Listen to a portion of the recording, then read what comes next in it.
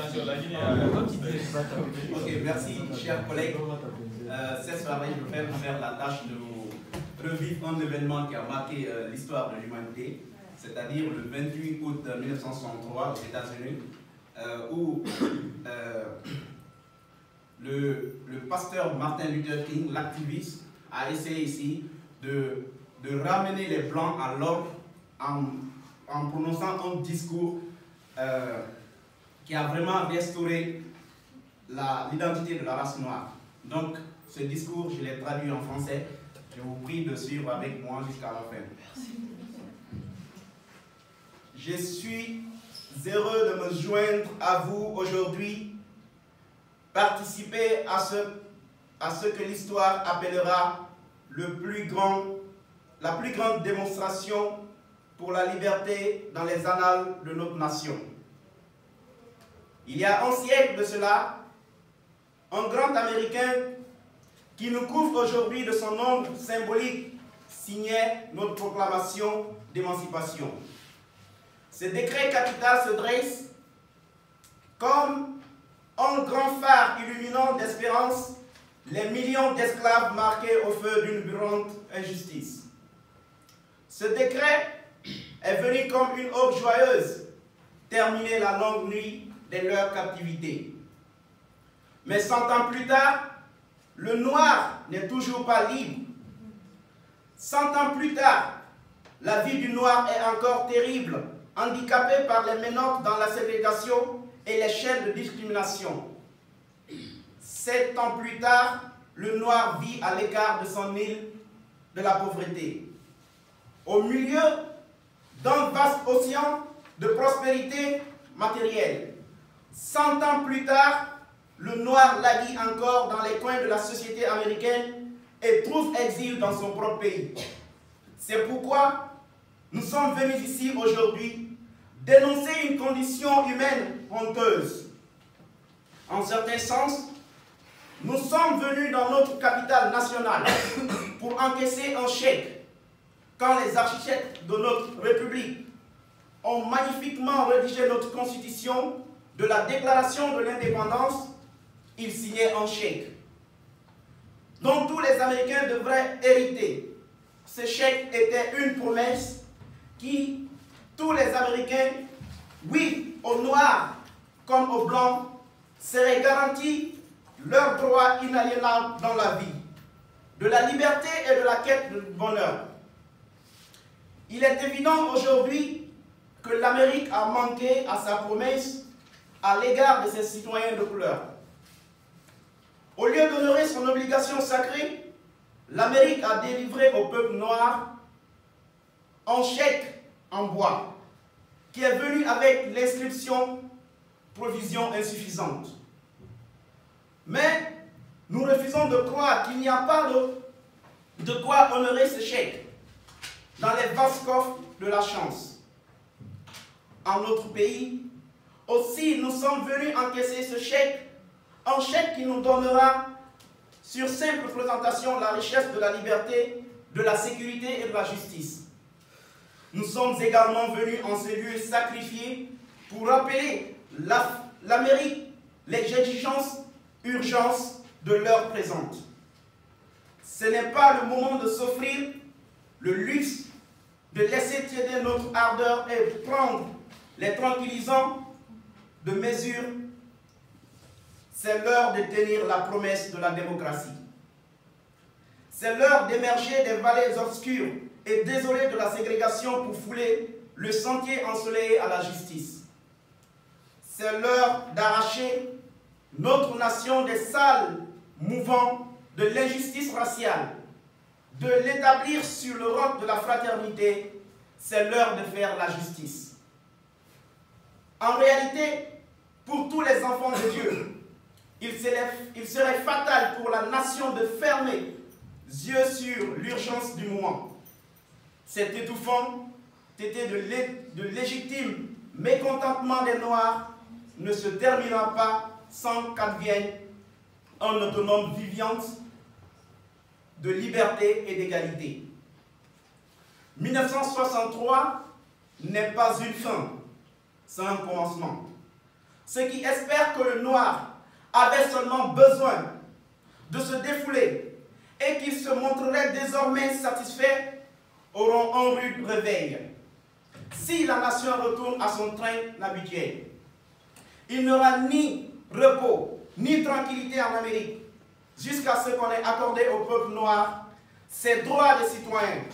Les tourbillons de la révolte ne cesseront d'ébranler les fondations de notre nation jusqu'à ce que le jour éclatant de la justice apparaisse. Mais il y a quelque chose que je dois dire à mon peuple. Debout, sur le seuil accueillant qui donne accès au palais de la justice, en procédant à la conquête de notre place légitime, nous ne devons pas nous rendre coupables d'agissements répréhensibles. Ne cherchons pas à satisfaire notre soif de liberté en buvant la coupe de l'amertume, de la haine. Nous devons toujours mener notre lutte sur les hauts plateaux de la dignité et de la discipline. Nous ne devons pas laisser notre revendication créatrice dégénérer en violence physique. Sans cesse, nous devons nous élever jusqu'en hauteur majestueuse où la force de l'âme s'unit à la physique. Le merveilleux esprit militant a saisi la communauté noire ne doit pas nous entraîner vers la méfiance. Le temps qui était imparti à la présentation est épuisé. Il a mis 5 minutes 40. Il était généreux. Alors, merci.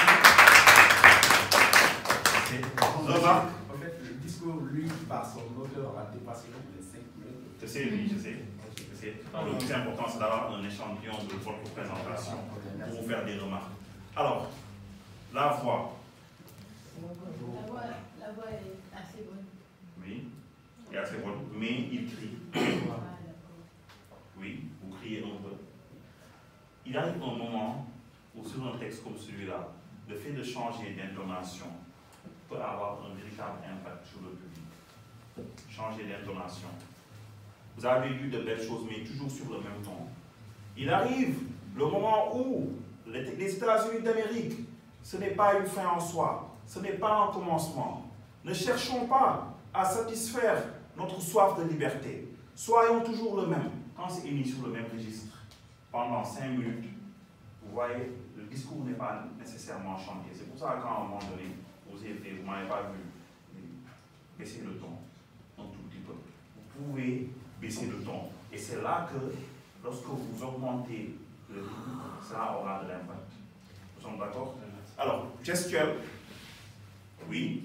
Là, au début, il n'y avait pas de gestuelle. Oui. Du coup, coaché à son texte. Après, à un moment, il s'est rendu compte qu'il fallait qu'il fasse des gestes. Il a repris et en fait, c'est encore limité. Il a encore repris en fait. Effectivement. Il oubliait. Yes. Alors, oui. Je pensais que pour tel discours, tu auras utilisé peut-être plus de gestes d'ouverture parce que tu essaies de... Effectivement, c'est un bon point. Donc des gestes plus d'ouverture vu la nature du discours. Oui, vous voulez dire quelque chose? Non. Vous allez passer tout à l'heure, oui? Non? Très bien. Alors moi, je veux que vous repreniez juste cette première partie. Je suis heureux de me joindre à vous aujourd'hui. Marquez la gravité, parlez avec votre intonation. Je suis heureux de me joindre à vous aujourd'hui. Vous continuez à lire. Faites en sorte de leur parler. Quand vous sentez que ce que vous dites vous parle vraiment et qu'il doit y avoir de l'intensité, mettez-y plus d'intensité. Juste les premiers paragraphes.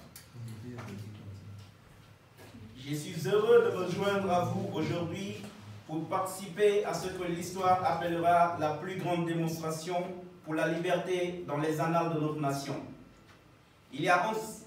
En fait, pour les annales de notre nation, nation doit tomber, nation ou bien nation. Ce qui fait que vous terminez la phrase en insistant sur un mot, ce qui vous permet de regarder le public. Parce qu'on doit sentir que vous passez d'une phrase à une autre. Pour la liberté dans les annales de notre nation, insistez sur le mot et ensuite qu'il y ait un connecteur. Sinon, on ne sent pas les transitions. Reprenez. Avec des gestes. C'est ça l'exercice, avec les gestes. Allez-y. Je suis heureux de me joindre à vous aujourd'hui pour participer à ce que l'histoire appellera la démonstration pour la liberté dans les annales de notre nation. Il y a un siècle de cela, un grand Américain qui nous couvre aujourd'hui de son nombre symbolique signait la proclamation et l'émancipation. Ce décret capital se dresse comme un grand phare illuminant d'espérance les millions d'esclaves marqués au feu d'une brûlante injustice. Au feu d'une brûlante injustice. Quelque chose qui nous parle. Théâtralisé, je ne dois pas en théâtre, mais théâtralisé un tout petit peu, c'est important. Au feu d'une brûlante injustice. Insister sur les mots. Vous voyez, quand je le dis ainsi, ce décret capital se dresse comme un grand phare illuminant d'espérance les millions d'esclaves marqués au feu d'une brûlante injustice. Ça n'a pas le même impact que quand je dis que ce décret capital se dresse comme un grand phare illuminant d'espérance les millions d'esclaves marqués au feu de cette brûlante injustice. Ça n'a pas le même impact. Insistez sur chaque mot que vous prononcez, d'accord, en fonction de ce que vous dites. On va y travailler, d'accord, mais juste ce paragraphe-là et on vous libère. Oui? Vous voulez dire quelque chose pour lui? Oui, monsieur. Allez-y, oui. Je ne sais pas si c'est moi, mais en fait, jusqu'à présent, je n'ai pas vraiment eu l'impression que quand il s'est mis à lire, il s'est mis à la place de la personne. J'ai plus l'impression qu'on lui a donné un discours et qu'il ne se représente pas justement. C'est pour ça que je lui demande de théâtraliser. Parce que théâtraliser, c'est rentrer dans la peau de celui qu'on est supposé être. C'est ça l'acteur de théâtre. Donc, soyez Martin Luther King, avec sa gravité par rapport au discours, mais aussi par rapport à sa manière de dénoncer avec violence. Allez-y. Je suis heureux de me rejoindre à vous aujourd'hui pour participer à ce que l'histoire appellera la plus grande démonstration pour la liberté dans les annales de notre nation. Il y a un siècle de cela, un grand Américain qui nous couvre aujourd'hui de son nombre symbolique signait notre proclamation et notre émancipation.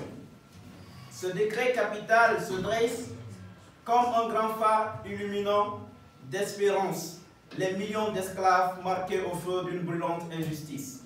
C'est un peu mieux. On va y travailler au fur et à mesure. On va y travailler, oui? J'ai une question au sujet de ce que vous avez dit. Oui. Un constat que j'ai fait. À quel moment est-ce qu'on doit regarder l'assistance en fait?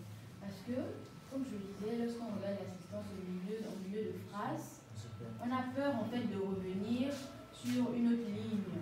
On a peur de ne plus revenir sur une autre ligne. Donc, j'ai remarqué tout à l'heure, vous avez lu et on a l'impression que vous avez déjà vu les dernières paroles, ensuite vous avez regardé, vous avez directement... C'est un entraînement. Mais 100 ans plus tard, le noir n'est toujours pas libre. 100 ans plus tard, la vie des noirs est encore terriblement handicapée par les menottes de la ségrégation, par les chaînes de la discrimination. Je suis en train de dire, c'est un entraînement. C'est pour cela que ce que nous sommes en train de faire va nécessiter de votre part un entraînement permanent. Je le dis, une personne qui n'a jamais lu un discours, qui se tient la première fois devant un public et qui veut lire et communiquer n'y arrivera pas. Soit vous allez faire focus sur votre discours, il n'y aura pas de communication oculaire, c'est je m'en tape du public. Soit vous allez vouloir interagir avec le public et vous allez vous perdre. C'est un entraînement. C'est pour cela que chez vous, prenez l'habitude. Quand je vous dis le soir, avant de vous coucher, tenez-vous debout. Prenez un texte, n'importe lequel, même parfois très difficile, philosophique, et lisez-le. En essayant d'interagir. Et là, vous développez des aptitudes qui vous permettent de pouvoir lire rapidement un texte et le restituer. Sinon, on n'y arrive pas. C'est un entraînement. Mais on y arrivera parce qu'on marquera le coup dans ce qu'on dit. Si je veux lire rapidement, mais 100 ans plus tard, le noir n'est toujours pas libre. 100 ans plus tard, la vie des noirs est encore terriblement handicapée par les menottes de la ségrégation et les chaînes de la discrimination. Si je lis rapidement, si je parle avec un débit rapide, je n'ai pas le temps de faire ce va-et-vient. C'est pour cela qu'il est important de marquer le coup. Quand je dis mais 100 ans plus tard, le noir n'est toujours pas libre. 100 ans plus tard, la vie du noir est encore terriblement handicapée par les menottes de la ségrégation et les chaînes de la discrimination. Quand je le fais, j'ai le temps, parce que j'insiste sur les mots, et pour leur donner de la consistance et de la gravité, j'ai le temps de revenir à mon texte et de jeter des coups d'œil furtifs. Vous avez des orateurs qui ne font que jeter des coups d'œil furtifs et interagir. Et pour cela, il faut marquer le coup, donner de la consistance à chaque mot. Mais si je veux tralala pour 5 minutes, c'est impossible de communiquer avec le public, c'est impossible. Personne n'y arriverait. On est OK? Merci.